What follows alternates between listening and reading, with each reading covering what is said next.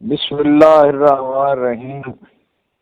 ہارون رشید عرض کر رہا ہوں، کسی دور دراز مقام پہ ہوں، یہاں ریکارڈنگ کا کوئی بندوبست نہیں ہے، اس لیے عذراء کرم اسی کو گوارا کریں کہ یعنی تصویر تو نہیں آ سکتی۔ بہت اہم موضوعات ہیں آج۔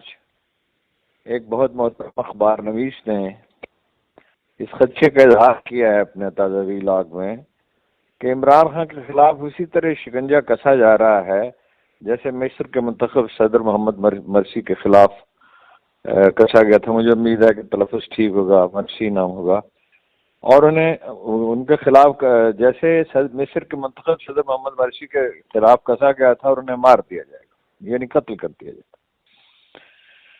ان کا کہنا یہ ہے کہ وہی عرب ممالک متحرک ہیں جنہوں نے جنرل سیسی پر مرسی کا تختہ الٹنے کے بعد اربوں ڈالر کی بارش کی تھی۔ انہوں نے کہا وہی عرب یونائٹڈ انویسٹمنٹ فرنٹ اب پاکستان کے لیے پیسوں کا انتظام کر رہا ہے۔ یاد رہے کہ جنرل سیسی نے محمد مرسی کو 6 سال جیل میں رکھنے کے بعد زہر دے کر مروا دیا تھا۔ بعض لوگوں کا خیال ہے کہ وہ زہر سے نہیں بلکہ دل کے دورے سے مرے تھے۔ یہ میری ذاتی رائے ہے بیچ میں۔ اور جب جنرل سیسی اقتدار میں آیا تھا تو سعودی عرب اور متحدہ امارات نے اسے 8 ارب ڈالر کا تحفہ دیا تھا۔ اتنے ہی پیسے آئی ایم ایف سے ملے تھے۔ مصر کے پاس کل 18 ارب ڈالر ہو گئے تھے۔ یہ مرسی حکومت ختم کرنے کا امکان تھا۔ مؤدبانہ گزارے یہ ہے، مجھے بہت احترام ہے ان اخبار نویس کا، میری رائے یہ ہے کہ عمران خان کے ساتھ ایسا نہیں ہو سکتا۔ ایک تو یہ میں اس کا دلائل عرض کرتا ہوں۔ دوسری بات یہ ہے کہ اندیشوں پر ججمنٹ نہیں دی جاتی، یہ اصول ہے۔ مجھے امید ہے وہ میری بات کا برا نہیں منائیں گے۔ اس وقت متحدہ عرب امارات ضرور اپنا اس طرح کے اطلاعات ہیں، میں کنفرم تو نہیں کر سکتا، لیکن ذمہ دار ذرائع کہتے ہیں کہ وہ عمران خان کے خلاف ہے، اور انڈیا تو ظاہر ہے ہی خلاف ہے عمران خان کے کھلم کھلا، اور امریکہ ناپسند کرتا ہے۔ برطانیہ کی سپورٹ بھی ہے۔ برطانوی سفارت خانہ عمران خان کے خلاف اس سے زیادہ متحرک تھا ان کے آدمی توڑنے میں، جب ایم این نے اس کو بیٹریل پر آمادہ کیا گیا تھا ایم پی ایس کو، جتنا امریکی سفارت خانہ تھا۔ اور وہ برطانوی اس کی صلاحیت بھی زیادہ رکھتے ہیں، وہ پاکستان کو زیادہ سمجھتے ہیں۔ اس خطے میں 200 سال سے ان کا انٹیلیجنس نیٹ ورک ہے جو نسل در نسل چلتا ہے، ان کے پاس بہت ہی یعنی وسیع ذرائع ہیں اور بہت تجربہ ہے، اور وہ انگریزوں کی صلاحیت بھی زیادہ ہے۔ لیکن میں کیوں کہہ رہا ہوں کہ یہ بات درست نہیں ہے کہ عمران خان کے ساتھ ایسا ہو سکتا ہے، ان کی جان لی جا سکتی ہے۔ سعودی عرب تو کسی طرح اس معاملے میں شامل دکھائی نہیں دیتا۔ اس لمحے تک تو ایسی کوئی اطلاع نہیں، اس وقت تک تو ایسی کوئی اطلاع نہیں، کوئی قرائن اور شواہد اس کے نہیں۔ محمد بن سلیمان کنارے پر کھڑے ہیں اس لیے کہ وہ پاکستانی عوام کی نفرت نہیں مول لینا چاہتے۔ دوسری، امریکہ عمران خان کے اتنا خلاف نہیں ہے جیسے محمد مرسی کے خلاف تھا۔ ایک تو وہ اخوان المسلمین کو آبویسلی اس کی وجہ سے زیادہ، اسرائیل کی وجہ سے اخوان المسلمین کو دہشت گرد تنظیم سمجھتے تھے، یعنی وہ تھی نہیں دہشت گرد، مگر وہ سمجھتے ان کے پرسیپشن میں، چونکہ اخوانی اسرائیل کا سخت مخالف ہیں اور وہ اسے قبول نہیں کرتے۔ حالانکہ محمد مرسی نے کوئی انتہائی فیصلہ نہیں کیا تھا، نرم رویہ رکھا تھا، لیکن بہرحال وہ جانتے تھے یہ اخوانی ہے نا غزہ میں جو ہیں، جو یعنی انداز فکر اگر وہ اخوان کا حصہ نہیں ہے، مگر غزہ کے لوگوں نے جو تاریخ رقم کی ہے، جسے ہزاروں برس سے جب تک یہ گردش لیل و نہار قائم ہے، اس کو ایک عظیم الشان مثال کے طور پر پیش کیا جائے گا۔ اتنے مشکل حالات میں جو انہوں نے اسرائیل کو زج کر کے رکھ دیا ہے اور اس کا وجود تک خطرے میں پڑ گیا ہے بعض مفکرین کی رائے میں، تو یہ اخوانی انداز فکر ہے، لہذا وہ تو اس کو دہشت گرد سمجھتے تھے۔ امریکہ کی صورتحال یہ، دوسری طرف امریکہ کی صورتحال یہ ہے کہ جو بائیڈن جو ہے وہ اگلے سال ایک لنگڑی بطخ ہوگا، سٹنگ ڈک، اس کی کوئی حیثیت نہیں ہوگی جو کرائن ہے وہاں کے۔ اور ڈونلڈ ٹرمپ کے اقتدار میں یعنی کہ جو امکانات زیادہ ہیں۔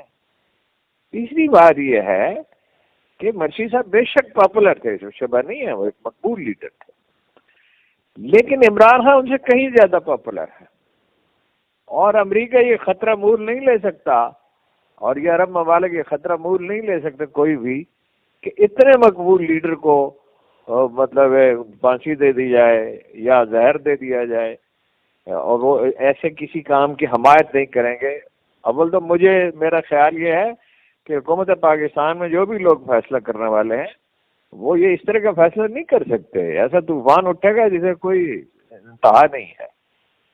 اور یہ عرب ممالک بھی گوارہ نہیں کر سکتے، امریکہ کے خلاف اتنی شدید نفرت ہے جس کی کہتے ہیں انہوں نے سروے کرایا ہے، 90% سے زیادہ پاکستانی امریکہ کے خلاف ہو چکے ہیں۔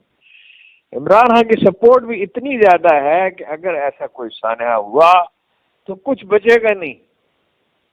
اور بہرحال عرب ممالک یہ تو نہیں چاہیں گے کہ خدا نخواستہ پاکستان کا وجود ہی ختم ہو جائے۔ امریکہ بھی میرے خیال میں پاکستان کو محتاج رکھنا چاہتا ہے، اور یہ چاہتا ہے کہ وہ معاشی طور پہ طاقتور نہ ہو، اور اس لیے وہ ایٹمی پروگرام کے بھی سخت خلاف تھے، لیکن اللہ نے اس کے اسباب پیدا کیے کہ وہ نہ صرف پروان چڑھا پر پاکستان نے ایسے ایٹم بم بنائے جو انڈیا نہیں بنا سکتا، تعداد بھی ہمارے پاس زیادہ ہے۔ ہم نے اسٹیٹ آف آرٹ میزائل بنایا، اب تو انڈیا تقریباً ہمارے برابر ہی ہے، لیکن ہم نے جب میزائل بنایا تھا تو وہ اس سے بہت بہتر تھا اور اسے بہت کم وقت میں بنایا تھا۔ ٹھوس ایندھن کا میزائل، میں نے خود سائنسدانوں سے پوچھا، ملا، انہوں نے ادرائے کرم مجھے بتایا کہ انہیں تو ٹھوس ایندھن بنانے میں 5 سال لگ گئے تھے، ہم نے تو 2.25 سال میں بنا کے لانچنگ پیڈ پہ لگا دیا تھا۔ پاکستان دشمن قوتیں فعال ہیں، یہ ہم جانتے ہیں، ہم جانتے ہیں وہ عمران خان کو ناپسند کرتے ہیں، لیکن نوبت یہاں تک میرا خیال ہے نہیں آ سکتی۔ یہ گمان یہ کیا سرے نہیں کرنی چاہیے۔ ٹھیک ہے، اگر اندیشہ ہے اس کا اظہار کر دیا تو ایک فائدہ بھی ہے اس کا، خیر کہ اگر کسی کے دماغ میں یہ خناس ہوگا تو انشاءاللہ وہ اسے پورا نہیں کر سکا۔ اور خبریں ہیں کافی امپورٹنٹ، لیکن یہ کہ بات بہت لمبی ہو جائے گی۔ بھائی، الیکشن کمیشن نے کوشش کی کہ تحریک انصاف پہ پابندی لگ جائے، انٹرا پارٹی الیکشن نہ ہو سکے، مگر انہوں نے شیڈول کے مطابق الیکشن مکمل کر لیا ہے تاکہ متصب الیکشن کمیشن کوئی شرارت نہ کر سکے۔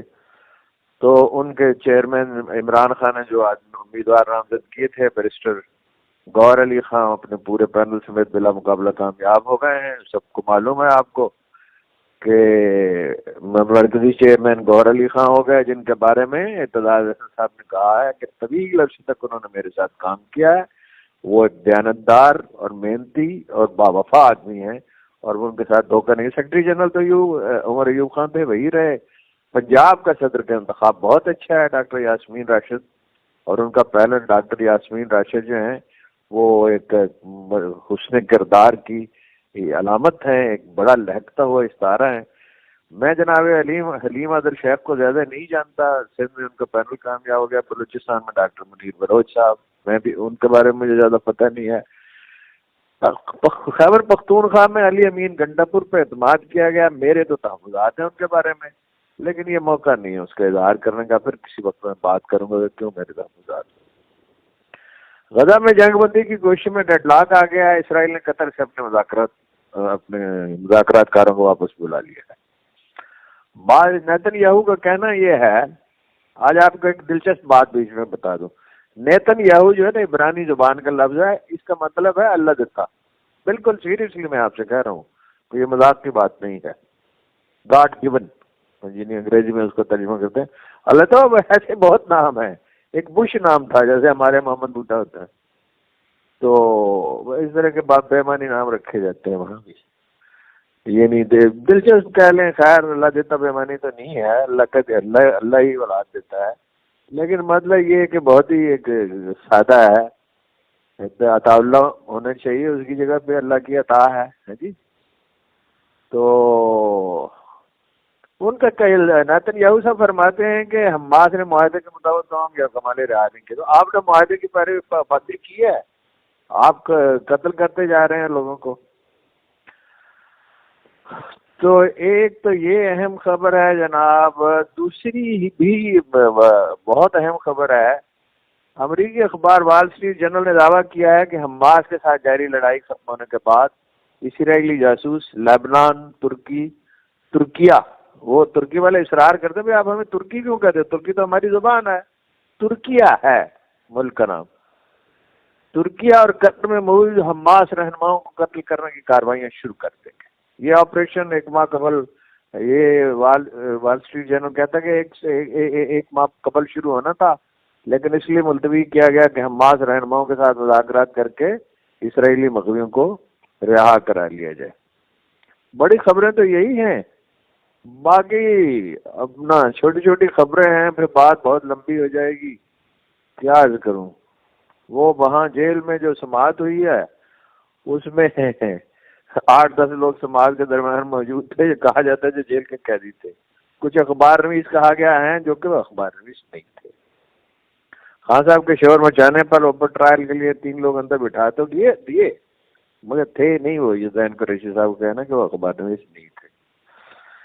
بلاول بھٹو نے پھر بہت شدید تنقید کی ہے کہ کچھ لوگ سمجھتے ہیں کہ بادشاہ کی طرح ملک میں آؤ، دربار میں سب کی حاضری لگواؤ اور الیکشن کی ہوا بناؤ.